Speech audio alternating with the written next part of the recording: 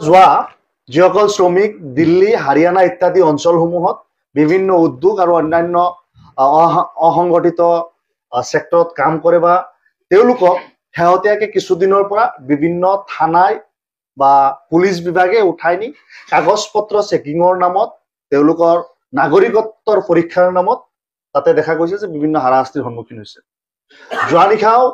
যোৱাকালি প্ৰায় ৮০ জনতকৈ অধিক এটা দল প্ৰতিটো থানাতে গুৰুগ্ৰাম অঞ্চল জিলাখনৰ প্ৰতিটো থানাতে 10 জন 20 জন 50 জন 80 জন এই ধৰণৰ লোক তেওঁলোকক উঠাই লোৱা হৈছে আৰু এই প্ৰক্ৰিয়া বিগত কেইবাদিনৰ পৰা চলি আছে। দিন ৰাতি একাকাৰ কৰি তাতে ৰাখে, বিভিন্ন সময়ত তেওঁলোকক হাৰাশাস্তি কৰে আৰু আমাৰ সমষ্টিৰ লোক তাতে আছে। আমি সেই জেগাবিলাকত ডিএছপি হওক থানাদাৰ হওক তেওঁলোকৰ লগত বিভিন্ন সময়ত যোগাযোগত আছো। আমি এই ক্ষেত্ৰত অসমৰ মুখ্যমন্ত্ৰী ডাঙৰীয়াৰ প্ৰত্যক্ষ হস্তক্ষেপ বিচাৰিছো যে আমাৰ অসমৰ শ্ৰমিকসকলে যাতে বহিৰাজ্যত যাতে নিৰাপত্তা পায় তাৰ কাৰণে আপুনি সুব্যৱস্থা কৰক।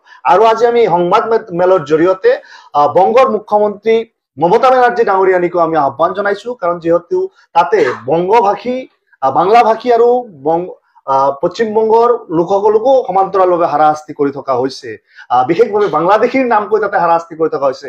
যিটো অত্যাচাৰ যিটো হাৰাশাস্তি বিগত সময়ত কেৱল অসমত চলিছিল, এতিয়া সেইটো সামগ্ৰিকভাৱে সৰ্বভাৰতব্যাপী। আজি শ্ৰমজীৱী এটা কমিউনিটি বা এটা লেবৰিয়াছ গ্ৰুপক যদি এই ধৰণৰ নাগৰিকত্বৰ নামত য'ত কাম কৰিব য'ত তাতেই যদি হাৰাশাস্তি হয়, আজি উজনিত যাব নোৱাৰিব, আজি দিল্লীত যাব নোৱাৰিব, আজি হাৰিয়ানাত যাব নোৱাৰিব, এই মানে আচলতে কি হ'ব?